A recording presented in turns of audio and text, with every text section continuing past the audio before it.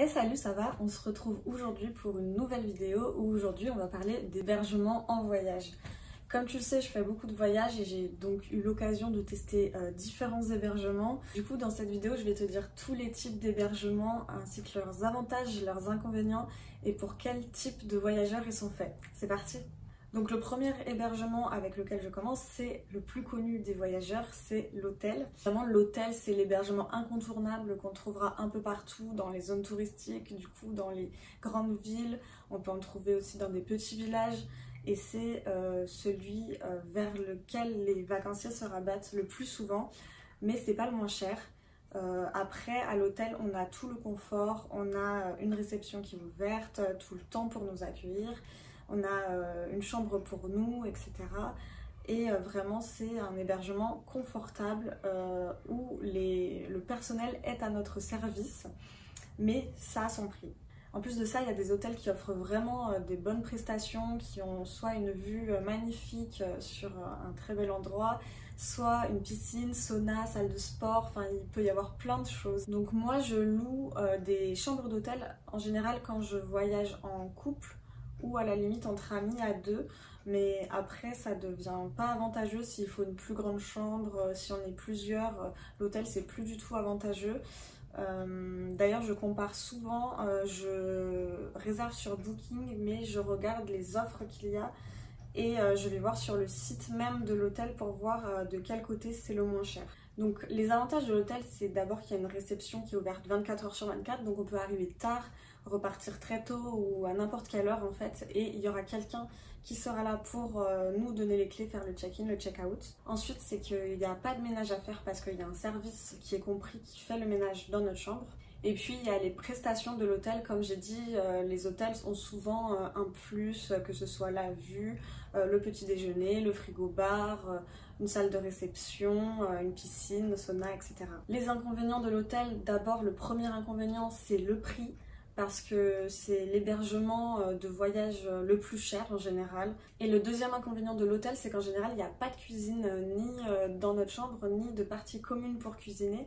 Du coup, on est obligé de manger à l'extérieur et donc c'est un budget supplémentaire à compter dans notre voyage. Donc les hôtels, c'est fait pour les couples, les familles, les voyageurs solo ou en duo qui cherchent du confort ou encore les voyages d'affaires. Le deuxième type d'hébergement qui est de plus en plus connu, c'est la location d'appartements ou maisons et notamment Airbnb. Pour ceux qui ne connaissent pas encore Airbnb, c'est une plateforme de location de maisons ou d'appartements entre particuliers. Donc on loue pour un week-end ou des vacances, enfin voilà. On peut choisir de louer un logement entier, une chambre privée chez l'hôte ou une chambre partagée chez l'hôte. Et dans tous les cas, ce sera à des prix différents. Ce que j'aime bien avec Airbnb, c'est que c'est super simple d'utilisation. On a juste à avoir l'application et on peut regarder dans la ville où on est, où on va, les hébergements proposés, les notes des hébergements, regarder les commentaires et louer directement et payer directement sur l'application. Il y a souvent beaucoup de Airbnb qui sont en ville, mais on peut aussi en trouver à la campagne et du coup je trouve ça super chouette parce que c'est un type d'hébergement qu'on peut vraiment trouver partout. En sachant que parfois on peut vraiment tomber sur des petites pépites, des super belles maisons ou des super beaux appartements avec des vues incroyables et tout ça pour un prix plutôt bas. Donc les avantages de louer un Airbnb, ce sont déjà d'avoir toutes les commodités à notre disposition, la cuisine, la salle de bain, tout est pour nous quand c'est un logement entier, mais après quand on vit chez l'hôte, c'est évidemment partagé. Ensuite, il y a la proximité avec l'hôte, l'habitant, cette proximité qu'on peut avoir beaucoup plus évidemment si l'hôte est chez lui. Et enfin, le prix qui est souvent beaucoup plus avantageux que de loger dans un hôtel, avec parfois les mêmes prestations. Il y a des Airbnb avec piscine, avec une superbe vue, etc. Les inconvénients de Airbnb, c'est d'abord la flexibilité au niveau des horaires, parce que du coup, il faut s'adapter aux horaires du propriétaire de l'hôte qui nous accueille. Donc on ne peut pas arriver à n'importe quelle heure du jour ou de la nuit et repartir à n'importe quelle heure. Quoique maintenant, ça se fait de plus en plus quand c'est un logement entier, que l'hôte laisse les clés à un endroit, il y a un code à faire, etc. Mais en général, il faut beaucoup communiquer avec l'hôte en amont pour lui dire quand est-ce qu'on arrive. Le deuxième inconvénient, c'est qu'il faut faire parfois le ménage soi-même. Et encore, c'est pas toujours le cas. En vrai, je trouve pas beaucoup d'inconvénients au Airbnb. Donc c'est pour ça que c'est un de mes hébergements favoris. Donc voyager en Airbnb, c'est fait pour qui? Ben, en fait, je trouve que c'est fait un peu pour tout le monde. Ça peut être pour les couples, pour les familles, les groupes d'amis, les voyageurs solos. Vraiment, les Airbnb, il y en a pour tous les goûts et tous les budgets. Ensuite, un peu plus différent que le Airbnb, on a les B&B, ou dit chambre d'hôte, hein. B&B qui veut dire Bed and Breakfast, qui vient donc des pays anglophones, où on passe une nuit et on prend le petit déjeuner chez la personne. Donc la chambre d'hôte, en fait, on vit chez l'hôte qui nous accueille et qui met à disposition une chambre et une salle de bain en général pour nous. Il n'y a souvent pas beaucoup de chambres disponibles, hein, donc c'est vraiment que quelques chambres. Et on vit chez l'hôte, donc les autres parties de la maison, la cuisine, le salon, tout ça, c'est des pièces à partager, des pièces en commun.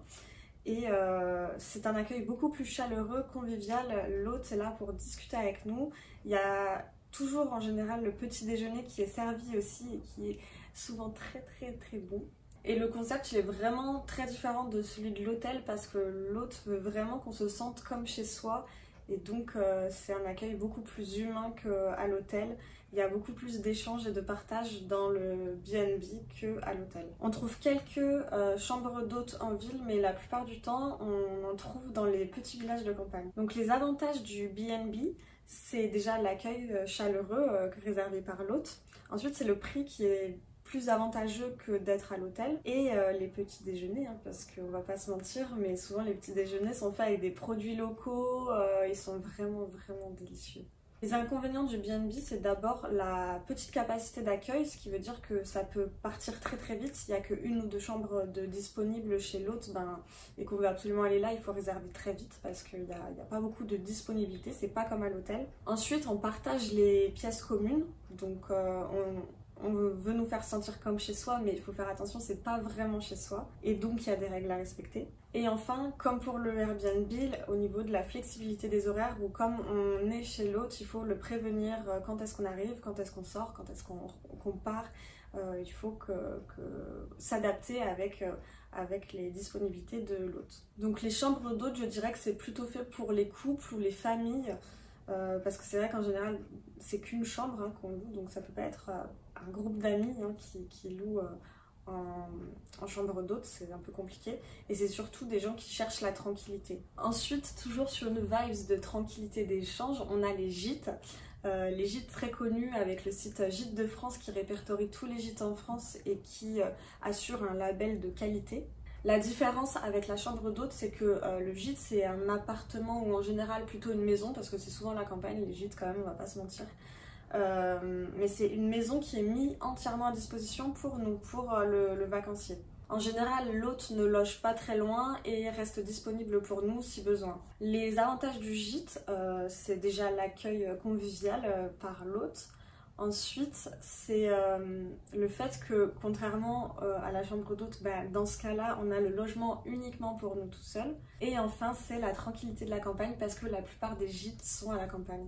Les inconvénients, c'est la flexibilité des horaires, comme pour les Airbnb ou la chambre d'hôte, il y a quelqu'un qui est là pour nous accueillir, l'hôte, donc il faut s'adapter à ses horaires. Et enfin, le ménage qui, tout au long de notre séjour, on doit le faire nous-mêmes, et parfois la fin n'est pas comprise, donc on doit le faire aussi.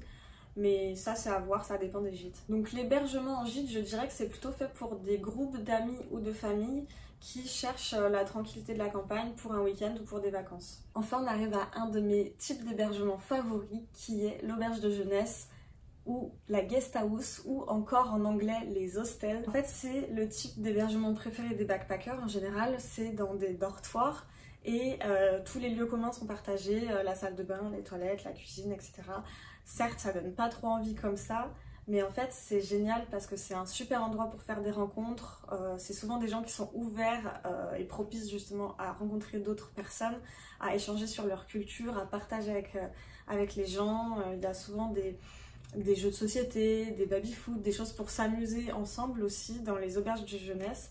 Le petit déjeuner est toujours compris dans le prix qui est d'ailleurs en général imbattable. On est dans une chambre partagée avec plusieurs personnes, donc on va pas payer la même somme que dans un hôtel où on a une chambre en plus, une salle de bain privée pour nous avec le ménage compris. Enfin voilà, c'est pas du tout la même prestation. Il y a même des auberges de jeunesse qui proposent des free tours pour visiter la ville. Elles connaissent en général, si vous allez à l'accueil des auberges, ils connaissent tous les bons plans de la ville, des trucs à faire, etc.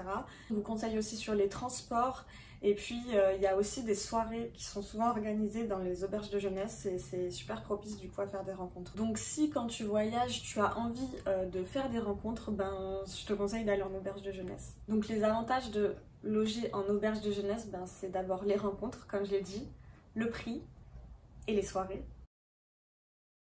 Et les inconvénients, bah, ce sont les lieux communs qui sont à partager, donc c'est pas toujours très propre parfois, voilà. Et le bruit qu'il peut y avoir, notamment la nuit, quand quelqu'un rentre après toi, ou qu'il y a des gens qui ronflent dans ta chambre, ou que t'entends le matin les réveils de tout le monde avant le tien sonner, donc voilà, c'est comme ça, mais du coup, faut investir dans des boules qui est. Donc les auberges de jeunesse, c'est fait pour qui? Bah, d'abord pour les backpackers, c'est un peu leur hébergement favori. Les voyageurs solo qui sont du coup propices à faire des rencontres et qui se sentiront moins seuls, et les groupes d'amis. En général, les auberges de jeunesse, donc elles se trouvent dans les centres-villes, il y en a vraiment pas du tout, je crois, en campagne.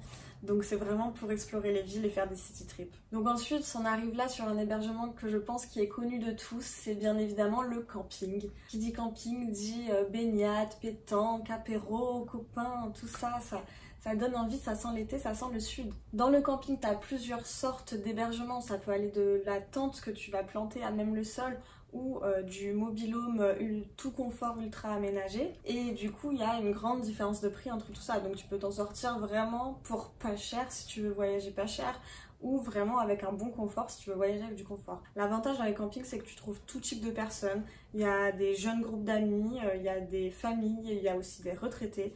En tout cas, voyager en camping, c'est avoir l'esprit camping.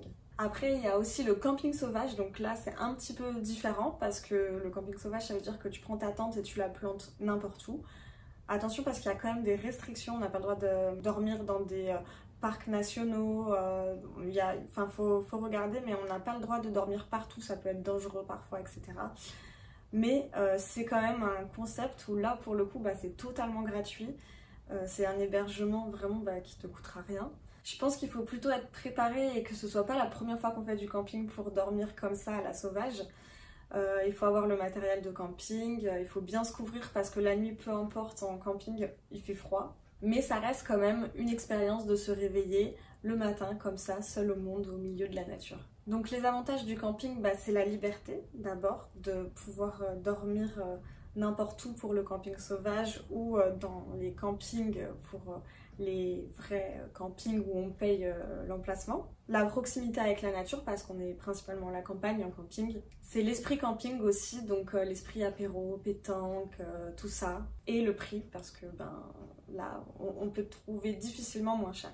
Les inconvénients, c'est qu'on peut dire adieu à son confort en camping parce que en camping sauvage, il n'y a pas du tout de salle de bain.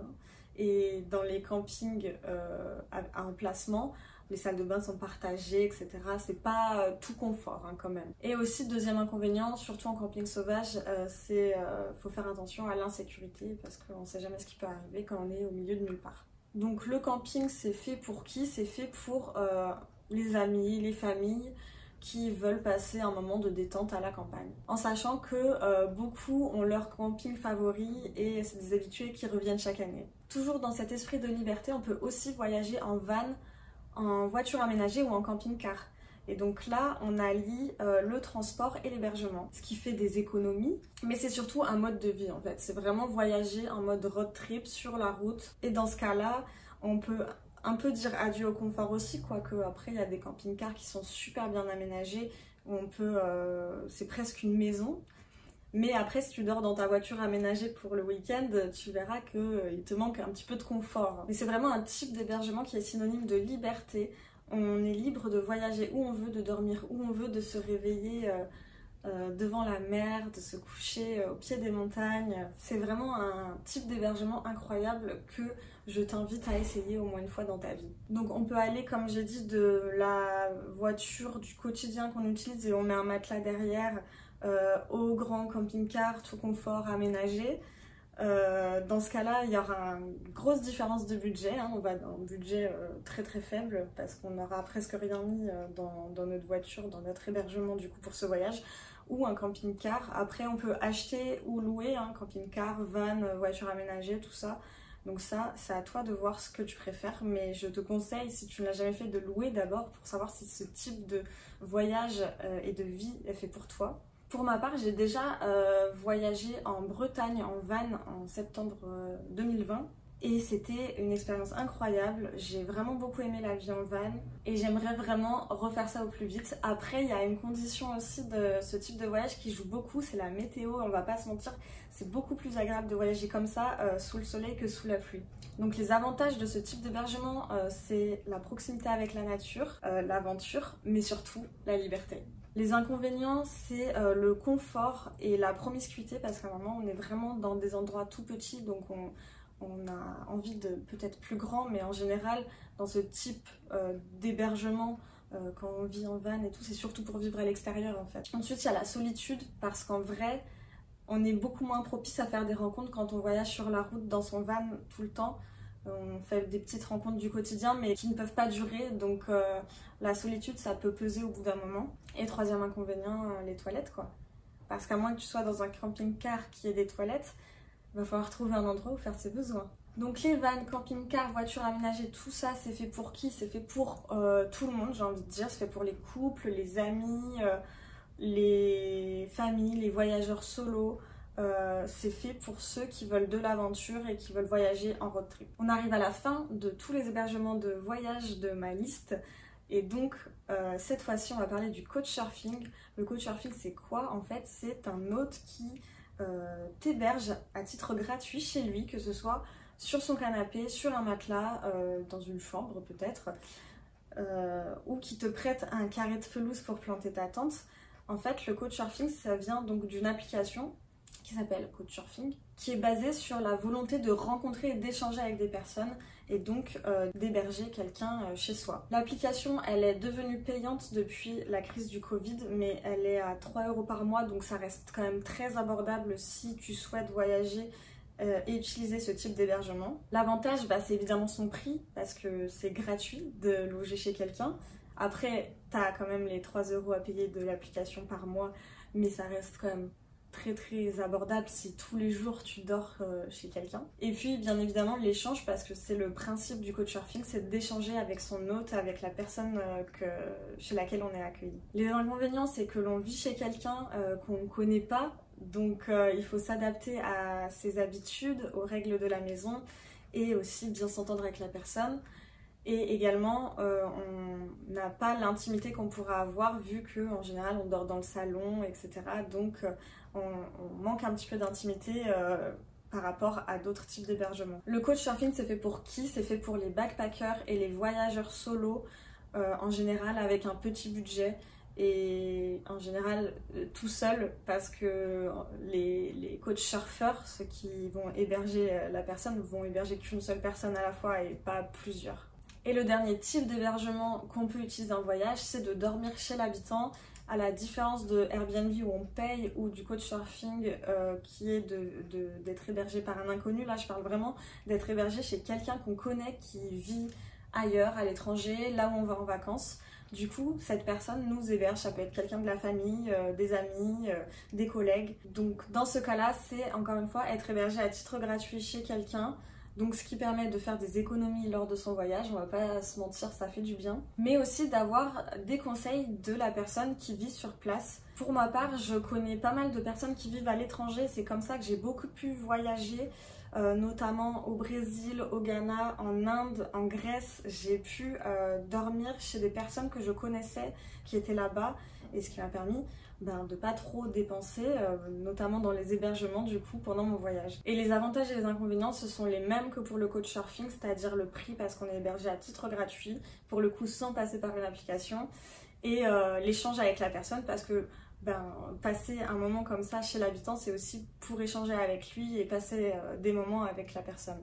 Et donc les inconvénients, toujours pareil, on n'est pas chez soi donc on s'adapte aux règles. Et le manque d'intimité suivant si on a une chambre et salle de bain privée ou si on dort sur le canapé. Et donc dormir chez l'habitant c'est fait pour les voyageurs, je dirais solo ou duo, parce que c'est vrai qu'à plus de deux, c'est en général compliqué de pouvoir loger chez quelqu'un à titre gratuit, mais c'est surtout que peut-être ces personnes n'ont pas la place chez elles, donc c'est beaucoup plus simple si on est tout seul. Voilà, j'ai fait le tour de tous les hébergements possibles en voyage. Si tu en connais d'autres, n'hésite pas à me les dire en commentaire, je regarderai ça et ça pourra aider les personnes qui cherchent à essayer d'autres types d'hébergements peut-être. En tout cas, j'espère que cette vidéo, elle t'aura plu, elle t'aura été utile et tu en connais un peu plus sur les différents types d'hébergements et tu sais un peu plus vers quoi te tourner quand tu voyages. N'oublie pas de liker la vidéo si elle t'a plu et de t'abonner à ma chaîne pour voir plus de contenu dans le genre et je te dis à très bientôt pour une nouvelle vidéo. Ciao!